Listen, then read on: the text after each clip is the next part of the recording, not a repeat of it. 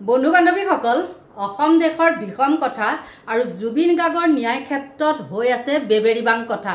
নমস্কাৰ, স্বাগতম জনাইছো আপোনালোকক মোৰ নতুন এটা ভিডিঅ'ৰ মাজলৈ। বন্ধু বান্ধৱীসকল এটা কথাই বুজি নাপাওঁ, গৰিমা গাৰ্গে প্ৰতিটো কথাতে চৰকাৰক সাপোৰ্ট কৰি কথা কয় কিয়? তেওঁ থাকিব লাগে জনসাধাৰণৰ মাজত আৰু তেওঁ সাপোৰ্ট কৰে অকল চৰকাৰৰ মাজত। কি কাৰণে বাৰু চৰকাৰৰ লগত তেওঁ প্ৰতিটো কথাতে হয় দিয়ে। আপোনালোকে সকলোৱে গম পাইছে, ইতিমধ্যে মুখ্যমন্ত্ৰীয়ে SOP জাৰি কৰিছে অকল জুবিন সমাধি ক্ষেত্ৰত, বেলেগ জেগাত নহয়। কাৰণ তাত মদ ভাং বিড়ি সিগাৰেট এইবিলাক চলে আৰু সেইটো কাৰণে SOP জাৰি কৰিছে বুলি কৈছে, কিন্তু কথাৰ গুৰি হ'ল ক'বাত আচল কথা বেলেগ ধৰণৰ।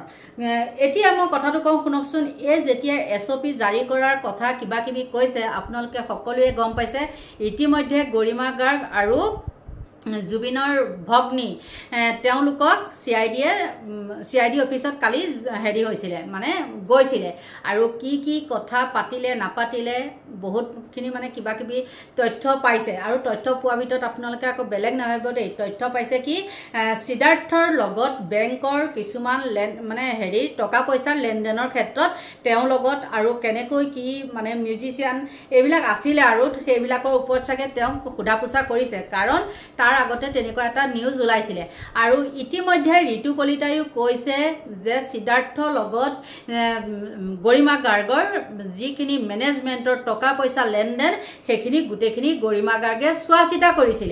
কিন্তু গৰিমা গাৰ্গে সকলো মানে জুবিন অনুৰাগীক কৈছে কি তেওঁ টকা পইচাৰ ক্ষেত্ৰত একেবাৰে জ্ঞাতই নহয়, একো গম নাপায়। কিন্তু ইতিমধ্যে সেইখিনি লেনদেন SITও পাইছে আৰু সেইটো কাৰণে তেওঁলোকক মানে মাতি নিছে। বাৰু যি কি নহওক, তাৰপিছত যেতিয়া SOP জাৰি কৰা কথা ক'লে তেতিয়াই মানে সাংবাদিকসকলে সুধিলে যে আপুনি মুখ্যমন্ত্ৰীয়ে যে SOP জাৰি কৰিছে তাৰ ওপৰত আপোনাৰ মতামতটো কি? আপোনালোকে চাগে নিশ্চয় পাইছে, কিন্তু হ'লেও মই কথাখিনি কৈছোঁ। আৰু তেতিয়া তেওঁ কি ক'লে জানেনে? তেওঁ সহমত প্ৰকাশ কৰিছে, কিন্তু এটাই মানে হেৰি কৰিছে, আপত্তি কৰিছে যে 11টা বা 12টা হ'ব লাগে। গতিকে চাওকচোন, আৰু বহুত কথা আছে, নোকোৱাকেও থাকিব নোৱাৰি। কিন্তু তেওঁ কি কাৰণে মানুহকনো তেনেকে কিয় ক'ব লাগে, হয়নে নহয়? আজি তেওঁ কিবা এটা হওক, কোটি কোটি জনতা ওলাই আহিব। জুবিন গাৰ্গৰ পত্নী হিচাপে তেওঁ সকলোৱে চিনি পাইছে। এতিয়া ময়ো কিন্তু অকল জুবিন গাৰ্গকহে চিনি পাইছিলোঁ দেই। জুবিন গাৰ্গৰ পত্নী হিচাপে এই জুবিন গাৰ্গ মৃত্যুৰ পিছতহে তেওঁ বেছিকৈ হেৰি হৈছে। তাৰ আগতে আছে আৰু জুবিন গাৰ্গৰ পত্নী গৰিমা গাৰ্গ বুলি সকলোৱে জানে। কিন্তু তেওঁ এতিয়া যে এটা কথা তেওঁ নকয় যে মোৰ মানুহ, তেওঁ এটাই বিচাৰে, জানিবলৈ এইটোৱে বিচাৰে, ইচ্ছা এইটোৱে, সকলো মিডিয়াৰ আগতে আপোনালোকে চাব, হয়নে নহয়? তেওঁ এটা কথাই কয়, আচলতে মই জানিবলৈ বিচাৰোঁ ছিংগাপুৰত কি হৈছিলে। তেওঁ কথা সেইটোহে জানিবলৈ বিচাৰে দেই। কোনে এইটো কৰিছে নকৰিছে সেইবিলাক কথা নাই, বা সেই কালপিত কিজনক শাস্তি দিব লাগে বা ফাঁচি দিব লাগে, ফাঁচিটোতো নহয়েই, কথাটো কৈছোঁ, বা দিব লাগে তেনেকৈ বাৰু কোৱা শুনিছেনে? এনেই জনসাধাৰণেহে বা জুবিন অনুৰাগীসকলেহে কৈ আছে এই ফাঁচি দিয়ক, এই আমাক আমুক কৰক তামুক কৰক, ন্যায় পাব লাগে আমি, সেইবিলাক কৈ আছে। বন্ধু বান্ধৱীসকল আপোনালোকে ভুল নুবুজিব কথাটো, মই সেইটো কথা কৈছোঁ, হয়নে নহয় আপোনালোকে কওকচোন। কিন্তু তেওঁ সেইটোৱে কয় আৰু লাষ্টত এটা কথাই কৈ দিয়ে, তেওঁ ইচ্ছা ৰৈ বিনাল এখন দিব লাগে। ঠিকে আছে, জুবিন গাৰ্গৰ ইচ্ছা পূৰণ কৰিব লাগিব। আপুনি নকৰিলেও কিন্তু জুবিন অনুৰাগীসকলে কৰিব ইচ্ছা পূৰণ, কিন্তু আপুনি তাত অলপ সহযোগ কৰিব লাগিব। নিজৰ স্বামীজনৰ হৈ পেলাই আপুনিতো ছিংগাপুৰত হৈ পেলাই এখন FIR নিদিলে। আৰু বহুত লোকে ক'ব আচলতে যে এই মানুহজনীয়ে কেনেকৈ কথা কয়, আপোনাৰ পৰিয়ালৰ ফালৰ পৰাও দিব পাৰে। ইমানো মানুহ মানে হেৰি অভাৱ হোৱা নাই আপোনালোকৰ। আৰু বহু লোকে এই ক্ষেত্ৰটোত, জুবিন গাৰ্গৰ ক্ষেত্ৰটোত হিন্দু মুছলমান এনেকুৱা মাৰি থাকে। কিন্তু এটা কথা দেই, হিন্দু মুছলমান মাৰিলেও কিন্তু সেই দুলু আহমেদেহে গৈ পেলাই কিন্তু এজাহাৰ এখন দিলে, ন্যায় পাওক নাপাওক, তদন্ত হওক নহওক, দুলু আহমেদেহে কিন্তু দিলে। আৰু সেইকাৰণে মোৰ ফালৰ পৰা তেওঁলৈ বহুত ধন্যবাদ জনাইছোঁ দেই। তাৰপিছত আহি গ'ল তেওঁ যে সেই ৰৈ বিনালে সেইখন কৈ আছে এনেও চিনেমাখন চলিব, সকলোৱে আঁকোৱালি ল'ব, কাৰণ জুবিন গাৰ্গক সকলোৱে ভাল পায়।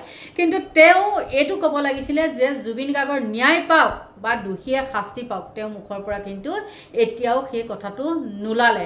আৰু বহুত কিবা কিবি ওলাইছে, নোলোৱা নহয়। আৰু আপোনালোকক কওঁ, ইতিমধ্যে আপোনালোকেও চাগে গম পাইছে, সেই যে সিদ্ধাৰ্থ বোলাটোৰ হেৰিগৰাকী, যিগৰাকী নামটোৱে পাহৰি যাওঁ নহয়, কি দাস আছিলে, সেই দাসজনী হেৰিৰ হয়, বৰপেটাৰ হয়, তেওঁ গুৱাহাটীতে থাকে, প্ৰতীক্ষা দাস, পাহৰিয়ে গৈছিলোঁ দেই, প্ৰতীক্ষা দাস, সেইজনী কথা কৈছোঁ। তেওঁ যিটো ফেচবুকত পোষ্ট দিছিলে, আপোনালোকে মনত আছেনে নাই জানো, জুবিন গাৰ্গৰ হেৰি হোৱাৰ পিছতে 4-5 দিনৰ পিছতে মই এনেকুৱা তেনেকুৱা একদম সুন্দৰ নিখুঁতভাৱে ফেচবুকত অসমীয়া পোষ্ট এটা দিছিলে। আৰু সেইজনীয়ে আছিলে কিন্তু সিদ্ধাৰ্থৰ প্ৰেমিকা। এতিয়া গৰিমা গাৰ্গে বুজি পালেনে? সেইখিনি শুনিও তেওঁতো নুশুনাকৈ থকা নাই, কাৰণ তেওঁ ছ'চিয়েল মিডিয়াত এক্টিভ থাকে। গৰিমা গাৰ্গৰ কথা কৈছোঁ, এক্টিভ থাকে। তেওঁ কোৱা নাই নেকি যে সিদ্ধাৰ্থৰ প্ৰেমিকাই যে এইখন কৰিছে? তথাপিও তেওঁ কিন্তু কোৱা নাই যে এইসকলক শাস্তি প্ৰদান কৰক, কোৱা নাই। তেওঁ মুঠতে ফুটতে ফুট তুলি আমাৰ মুখ্যমন্ত্ৰীকে ছাপোৰ্ট কৰি আহিছে। বাৰু যিয়ে নহওক, মুখ্যমন্ত্ৰীয়ে যদি ভাল কাম কৰিছে বুলি তেওঁ ভাবিছে, তেন্তে হ'লে কি ক'ম আৰু। এটা কথা কিন্তু দেই, গৰিমা গাৰ্গকে মই কথাটো কৈছোঁ বা জুবিন অনুৰাগীসকলকে কৈছোঁ, আজি জুবিন গাৰ্গ বুলিয়ে নহয়, বাহিৰৰ দেশত যেতিয়া নেকি কোম্পানীত কাম কৰি থাকে, অনুৰোধ কৰিলে কিন্তু তাৰ পৰাও ডেড বডিটো আনে মুখ্যমন্ত্ৰীয়ে। গতিকে গৰিমা গাৰ্গে জুবিন গাৰ্গৰ হেৰিটো মানে যেতিয়া নেকি ডেড বডি আনিছিলে, তেতিয়া তেওঁ কৈছে এনেকৈ আনিছে বা মামাই হ'লেও বৰ হেৰি কৰি আছে, আমি ছিংগাপুৰৰ পৰা এনেকৈ আনিছোঁ, তেনেকৈ আনিছোঁ, এনেকৈ কৈ আছে। কিন্তু আপুনিতো সেই কোম্পানীত কাম কৰা সেই সকলোকো কৰ্মচাৰী মানে বহিৰাজ্যত কাম কৰা তেওঁলোককোতো আনে, হয় না নহয় বাৰু, কওক আপোনালোকে।